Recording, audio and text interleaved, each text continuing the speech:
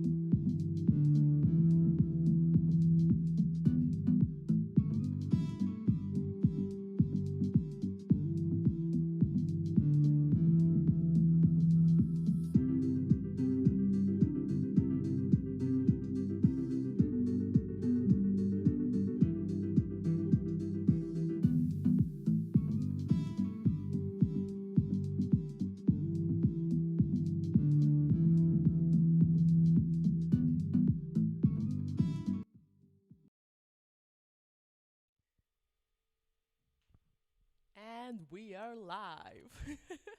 Jorge told me that we can go live.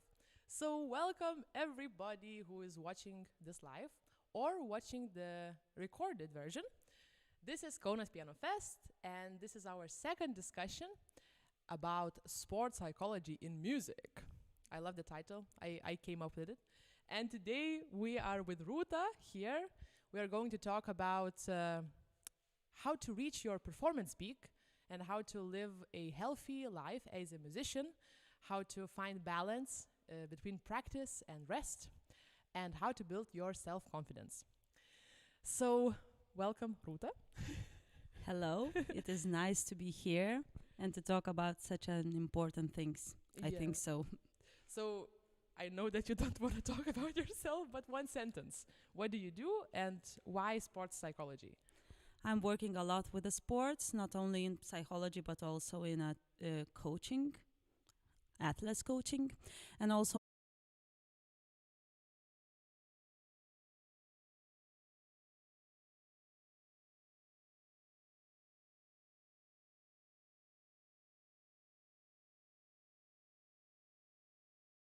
musicians, dancers, athletes, and singers, speakers. So we can not paint the line that it's only sport psychology, but let's say it's performance psychology. Yeah. You're right. And it might look like that it relates only performing, but it's not true, because several times I called you and said, Rūta, help me. I can't handle the work amount, for example. And we talked a lot about daily life, that, in order to actually be able to perform well, you have to really make sure that your daily routine is good and you have enough rest. So if we can talk about that a little bit.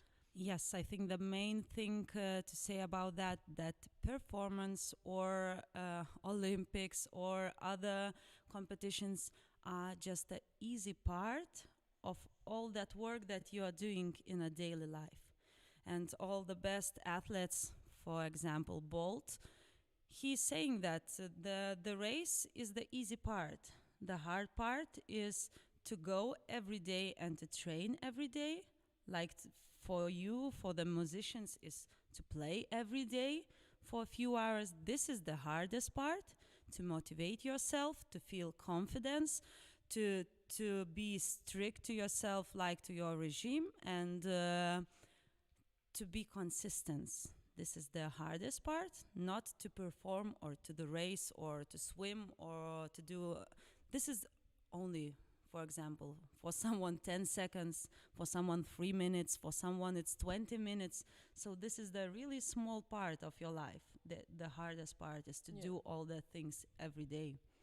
And you touched a very important topic, the motivation part, because very often in the preparation process, you lose that motivation. And you know that you will have to perform anyway. And what to do when you lose it? How to bring it back, Actually, to be honest, I don't believe that motivation is everything. Because you have to, first of all, to know your values, to know what it is important to you. And then you have to set your goals and reach them. It's not easy way to do that, because motivation is that some kind of small parts, small things in your life that really inspire you. Motivation is something that inspires you for the second, just to feel that you are on your way. But actually the more important thing is consistency, to know your values and what are you seeking for. And consistency, can you talk about that? Yes. How to reach that? How to be consistent? So I will repeat the main thing, that you have to know what are your values, what are you standing for, what do you want to reach, what are your goals. Every athlete and every performer has its own portrait. So how do you want to look like? do you want to look like someone who is just seeking your goal and do not having fun, and are you that kind of performer who is really enjoying the performance and all the daily routine, and you have to choose what are your values, what is your work, not only work but like a sport or performance ethic.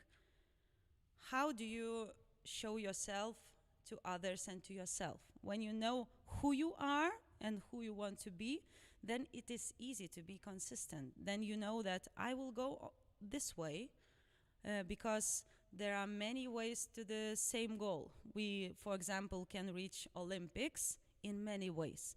You can be a hard worker, you can be a cheater, you can be talented but easygoing. You can choose your way.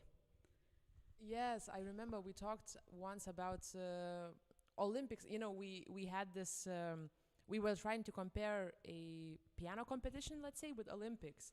And I remember I told you that what is the point of doing something like that if maybe after Olympics, we say, you will no longer be able to run, swim, whatever, because you exhausted yourself so much that it will no longer gives you any joy and you just want to quit, you know?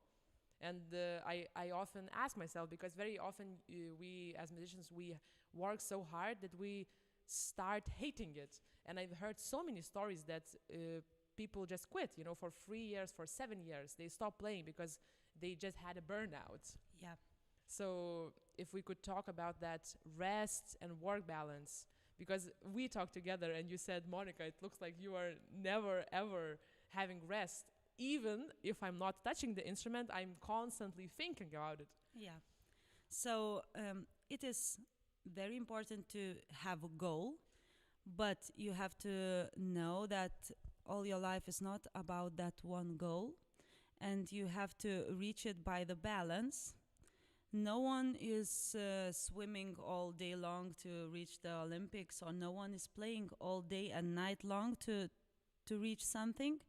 You just have to really feel relaxed when you have to do that, and put your mind out of the business when you need to do that, because your brain will really burn. They cannot be focused all the time. If you want sharp focus, if you really need that attention of what you're doing, you need also to give time for your brains to relax and to breathe and to feel the nature or having fun with your friends and family, because we are not robots. We cannot do 24/7 of one thing, and our brain actually cannot multitask. We just putting our focus on different things in really quick way, but that's how they really feel tired after all. So when you feel the balance, you can really think inside yourself, do I really want that goal that I set? And when I'm in that wheel of doing, for example, playing all day long, I'm not thinking about the goal. I'm just doing the action. I have no time about the thinking, what do I want, who I want to be. So the resting time and all the things for being relaxed are needed because of me, because I want to know what I'm seeking for, why I'm doing this. Do you know why you are doing this? Actually, many times people don't know why they are, for example, going on one or other competition.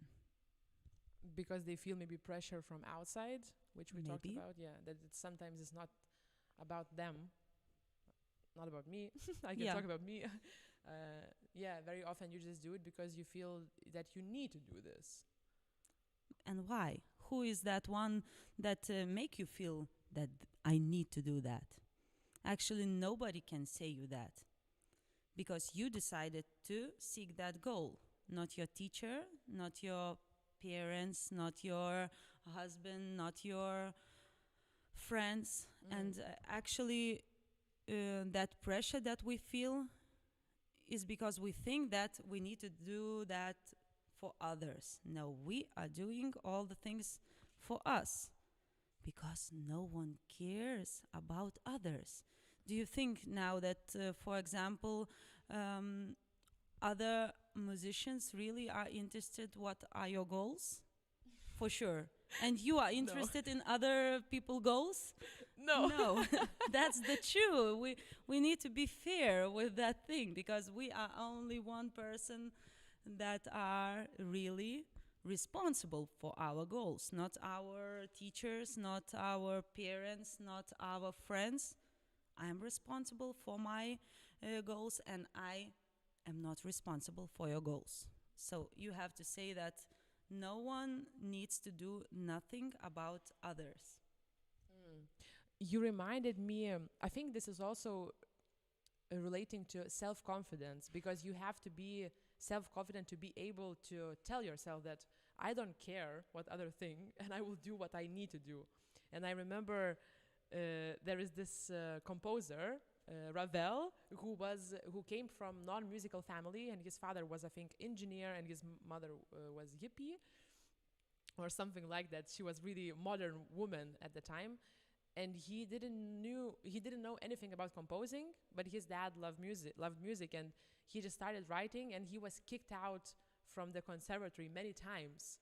And I remember I was reading an article about him, and he said that the only critic I believe in is myself to myself. Yes, that's the truth. And I thought, like, wow, such a powerful thing to say. You know, he didn't have good background. He didn't really know much, but he was just, I know my goal, I believe in my music, and I will just write that, you know. And now he's the greatest composer of all the time, you know. It is the truth, because we are too much involved in other people's opinion, because it is just other people's opinion. There is no one truth in the world, in all the spheres, not about music or sports. There are a lot of truths about everything, and we can be with a different opinions, but it doesn't mean that I am not right or you are not right. We are both right, but just in our own ways. That's why we can actually listen to the opinions of our friends, of family, of teachers. It's okay, but we have to filter through my values, what I'm standing for.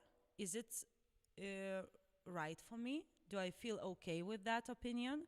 Or it is just a thing that I will listen and say, okay, it's your opinion, and have a nice day. Have a nice day, yeah. So how do we build that self-trust, self-confidence? I just wanted to say that it's a very interesting thing. What I learned that there are two self-confidence. Like, for example, the one which is more about personality, and one more about the ability. And Yes. I've done some tests, and for me, I have a very high score for the personality, but I have very low score for my ability as a musician.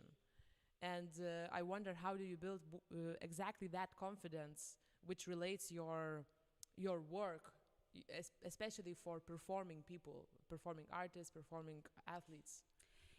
It's very hard to build self-confidence in your abilities, in your work, when you are perfectionists.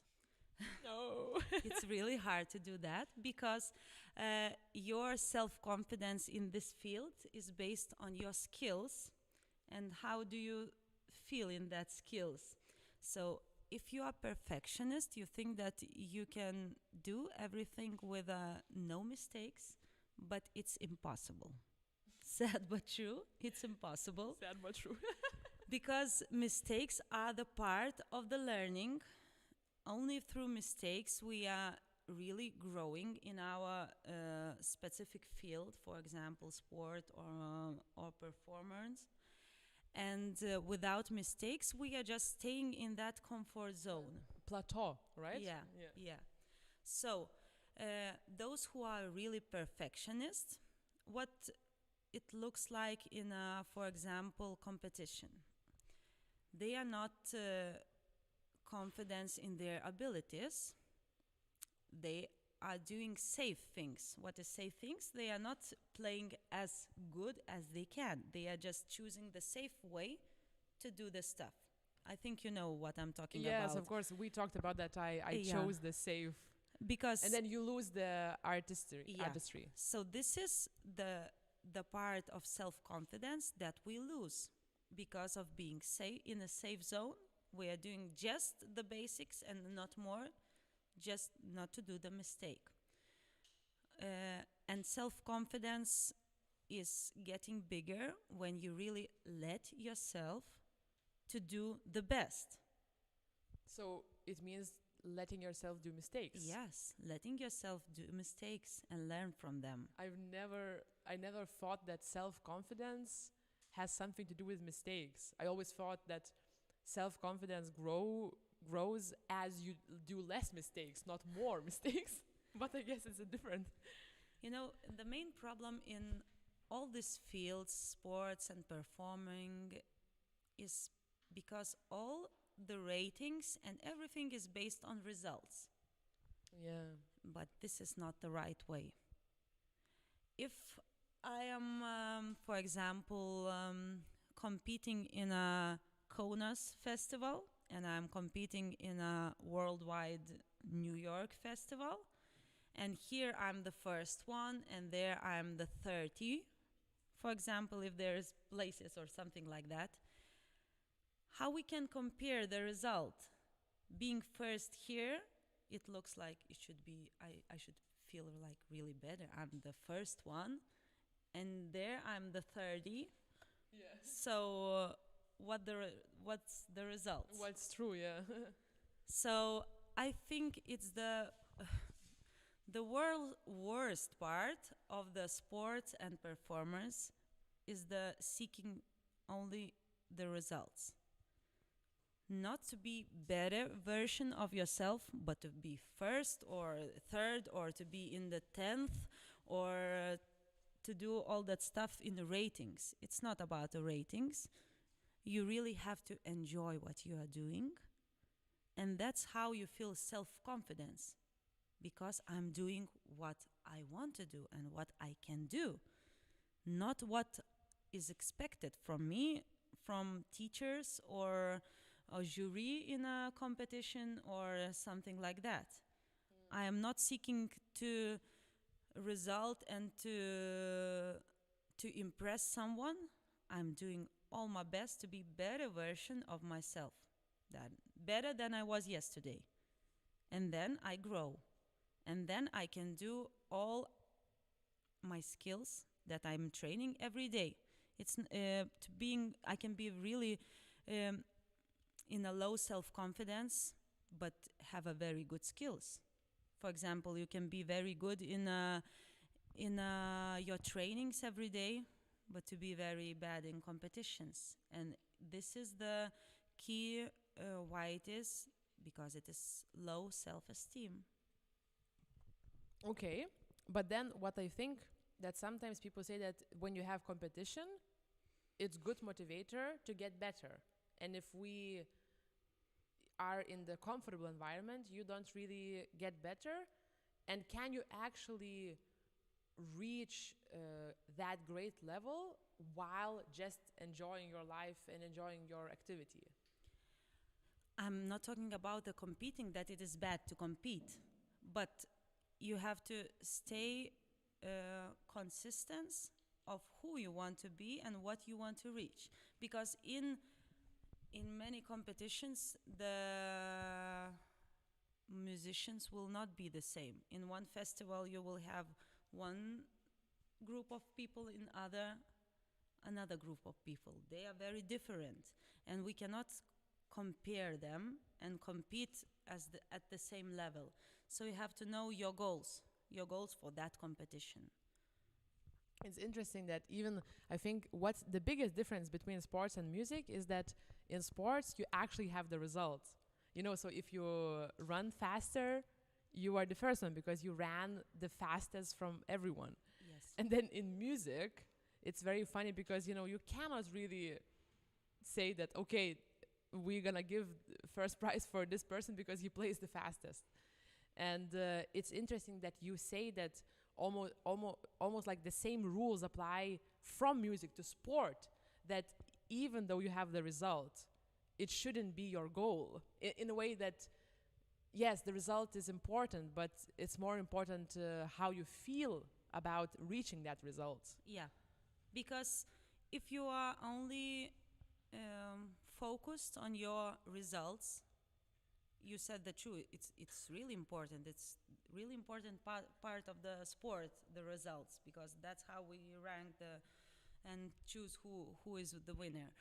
But if you are only interested in the results and you don't care, how do you feel? We have many examples of worldwide champions, Olympic champions, who won the gold and just went out the sports forever. For example, like our swimmer, Rūta, that was a really good example of burnout, how it looked like. Yeah. So you can be the best, you reach the goal, and then you just cannot look on that way no more, on that sport, on piano or everything. Yes. So if we could talk a little bit more from the practical side, yeah. What would be first steps to become that healthy athlete, healthy performer? The daily routine, the mindset changes which could be done. What do you think? First of all, is to know yourself. What do you want? Who you are? Who you want to be? Sometimes when I ask those things, everybody's telling like, I don't have time, like every day think about myself, what I want to reach. You don't have to do this daily. You just have to know who you are and who you want to be, and just time by time, once in 6 months or something like that, just to look if anything changed. Maybe I decided not to reach that goal, and maybe I found something more special for me. So this is the first thing. The second thing is to find the balance in life, because your sport or your career or your performance is not the only thing. We all have 24 hours, and we have all to sleep, to eat, to relax and have some time for yourself, or time with the family, or time with a pet, or time with the friends. We all have time for work. Nobody is working 24 hours. So find your regime. Somebody is getting up more early. For example, Michael Phelps waking up at 5 or 6, but Bolt is waking up at 10. And it doesn't mean that someone is doing a mistake in their daily regime. We are not as one. We can choose our day, rhythm, but it's important to listen to your body. Am I more productive in the morning? So I wake up at 5 or 6 and I'm doing the most important things in the morning. But maybe I feel that my energy is in the highest level when it's like 3 or 5 p.m. Or 9 p.m. Or 9 p.m. Yes, it's okay, and feel okay with that. But just I have to choose when I wake up and when I'm going to sleep, and to be consistent with that routine. So it's like a conscious decision what you do, yes. Not a random thing every day. Yeah. I remember you talked a little bit about going out of comfort zone, and this could help improving this braveness in the performance. Remember we talked that I chose that safety in the performance, and you said, okay, do something every day which will put you in the discomfort. Yeah, it is important. For example, for those who find really difficult to feel self-confidence in competitions, maybe the good point would be like show your performance for your neighbors. Ask any evening them to come and to listen, just to feel that a little bit thrill, excitement. Because before and during the competitions, we feel like stress, but it can be like good stress and bad stress. We can feel that excitement, that butterflies in our stomach, and we all are getting like the blood pressure is getting higher and our breathing is getting harder. It's okay. It's okay to feel that, because then we get more adrenaline and we really are excited to do all that stuff. But sometimes people are getting stiff. The muscles are getting hard. The wood fingers. Yeah, wood fingers. And this is the bad stress. And one of the ways to feel more relaxed, just to do a little competitions, like a competitions training with some aspects of your real competition. I Maybe think for audience, musicians, maybe it's playing for colleagues. colleagues, yeah. We try to avoid this 100%. Like, we never play for each other because everyone is like, oh, what else would think. And I think this would be such an amazing thing. Yes, and for example, one day go to that empty hall where you are playing, and just to feel that emotion, close your eyes and look at those, before closing your eyes, look at those empty chairs, and then close your eyes and imagine that their chairs are full of people and play. This is the training, but you can really train that zone of your mind in a competition. But with these mental trainings, very often people are resistant to do that. I am resistant to do that. I know that it's beneficial. I know that it will help. But somehow in the day you are like, I won't do it. I better go practice. I better go practice with my instrument those 5 minutes instead of actually sitting and doing some mental work. And then I think the best choice is to combine those things, just to put in your training routine. We all need, for example, focus. Yeah, to be focused on what we're doing. That's how the best performers are doing their job, because they are in a present moment. They are not in a past mistakes. They are not in the future fears, what will happen. And for example, you can try during your practice to be in the present moment.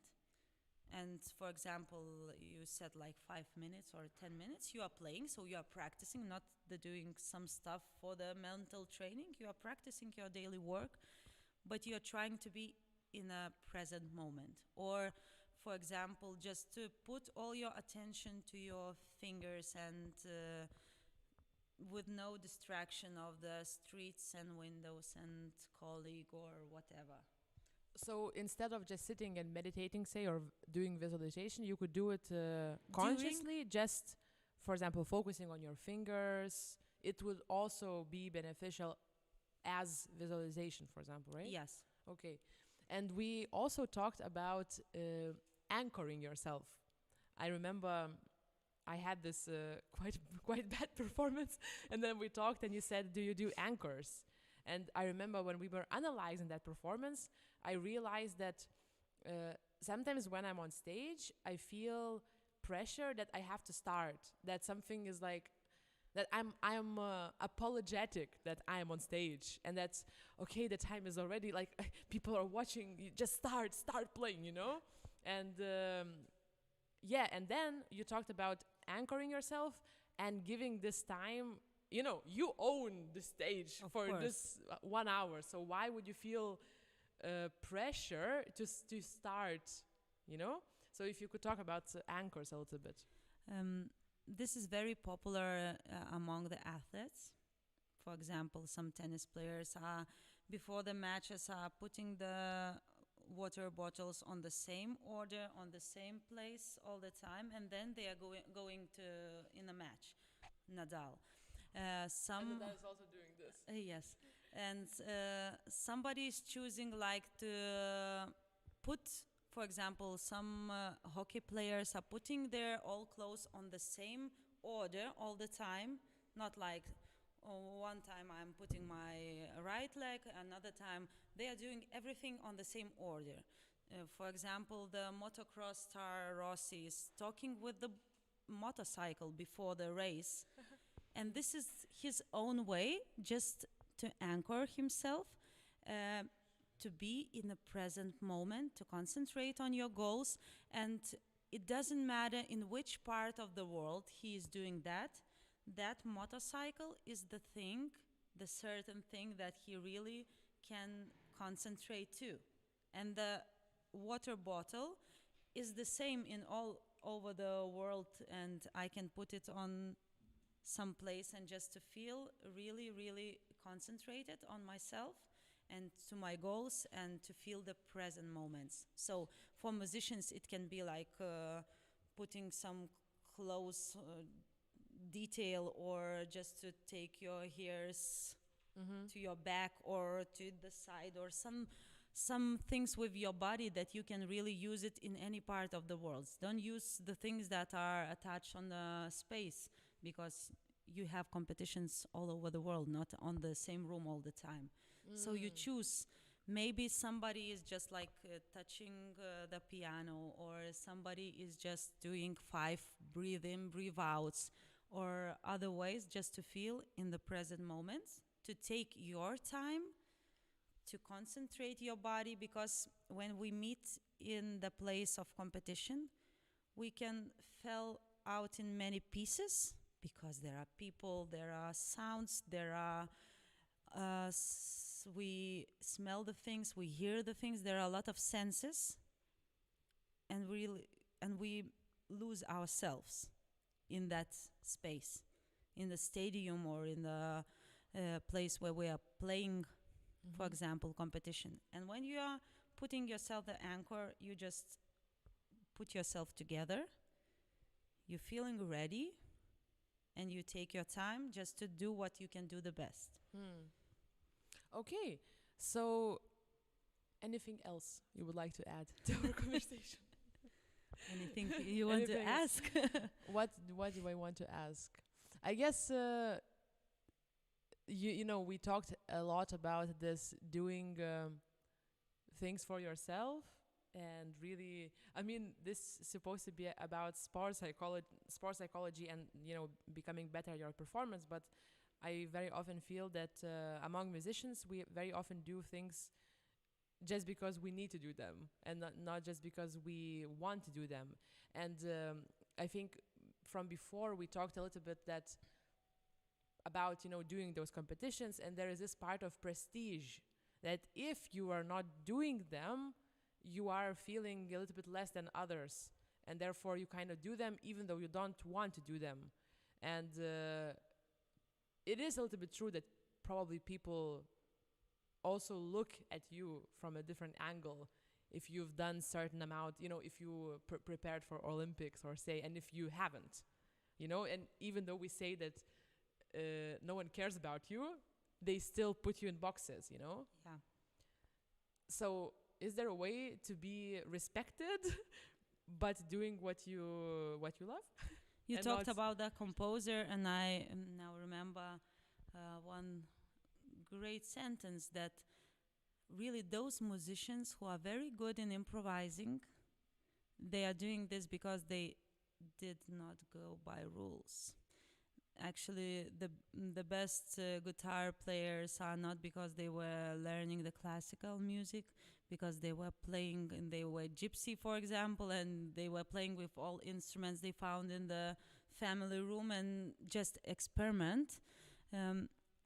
Many athletes and many musicians and many dancers and many singers forgets to really enjoy and to really play with that thing, play with the music. In your example, as a musicians or singers, play with the music is the most important part. You and the music. It's not about the rules. It's not about the instrument.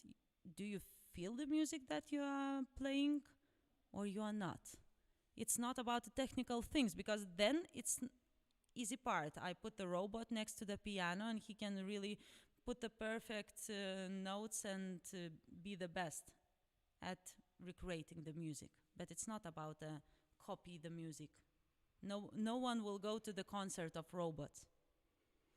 The most the most interesting part of performances is because of the human, not of the piano, and not of the perfect part. It's about expressing your personality. It's who you are. Yeah. Because that's why it's so nice to listen kids, for example, for them playing piano and go to the concert, kids, because you're looking for their personality, how they feel, how they express themselves. Some of the singers' kids are just like doing a lot of moves, and really you feel the joy and energy, and some of them are really with the fear eyes and the really stressed body, and then you are not enjoy that much. That's true. Yeah. And for example, it's the same with the singers, with the musicians, with the athletes, because of their personality. This is what people really are interested in people. I wanted to say that even in sports, it's personalities. Yeah, it's personality, because actually athletes choose their personality. McGregor, the fighter, choose the personality of a bad guy. He's all the time insulting the opponent, but this is his choice to be that personality. And for example, Ronaldo is the personality of being example for the people, not to drink Coke but drink water. Yeah, in the Euro 2020 this year, he just throw the Coca-Cola away and put the water, told everybody drink water, not a Coke. And this is his way of personality. And this is why you are so, when I ask people, what is your hero in your sports field or in your performance field? It's not because he is perfect, because nobody is perfect, but because of his personality. What is your favorite musician? Oh, I don't have one. Really, I don't have my hero. Jorge. What is your... No one is hearing you, but I will say. Sokolov. We have Sokolov. Argerich. No. I mean, they're great, but my hero, I can tell you, my hero is Kobe Bryant. That's nice, because of his mindset, because of his personality. Because of how he speaks, about basketball. Because I watched this TED Talk of him when he said, the short period of time which he needed in order, after the knee injury, he changed his mind in one evening, from that he needs surgery, he needs recovery, and he goes back.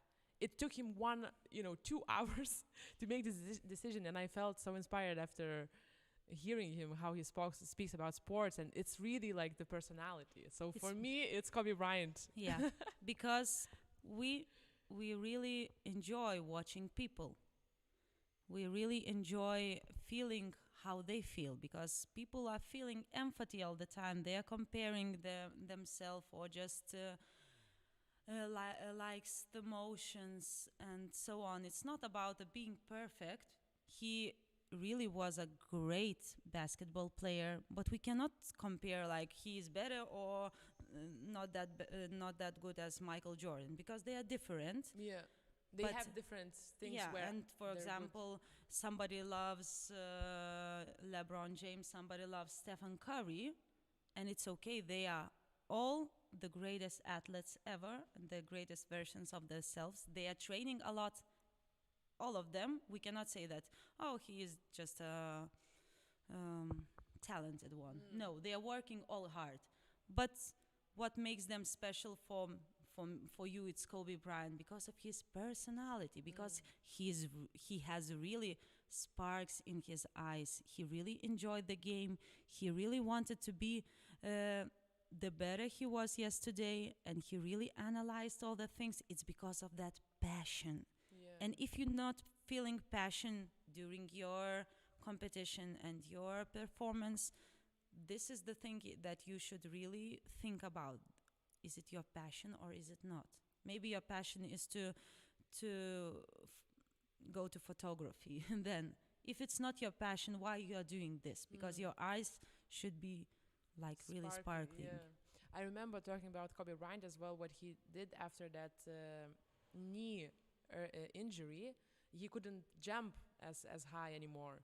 But instead of, going into depression, he just learned new techniques and became better.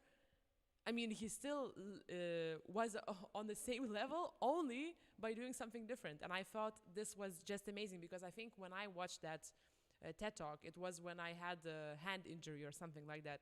And I felt, wow, this is just fantastic thinking, Because he knew his goal. Exactly. And he just found another way that we were talking about. There are many ways to go to that goal. You can jump higher, you can run faster. So he decided to do other technique to reach the goal. Yes. Oh, so beautiful. So, Rūta, thank you so much. It was really useful. I hope it was useful for you. Me too. And where is my thing? Okay, it's here. We have a little souvenir, handmade. Nice. It's, again, you can see, guys, there's the Kaunas Piano Fest festival friend, a little gift to our wonderful Rūta, who shared so many insightful things. So, here you go. Thank you so much. I want to thank you all for your attention, and I hope that at least one person will think about what he wants to reach and who he is, and I hope that all of you are feeling that passion of what you are doing. Yes, I really, when you said things about passion, I thought that I have to rethink that as well. Why are we doing this? And that it's important to feel that passion. Yes. So thank you, everybody. And you can always join our live concerts every day. Since today it's at 8 o'clock Lithuanian time. And on Saturday, there will be gala at 5 p.m. So thank you, everybody, and have a great day. Thank you.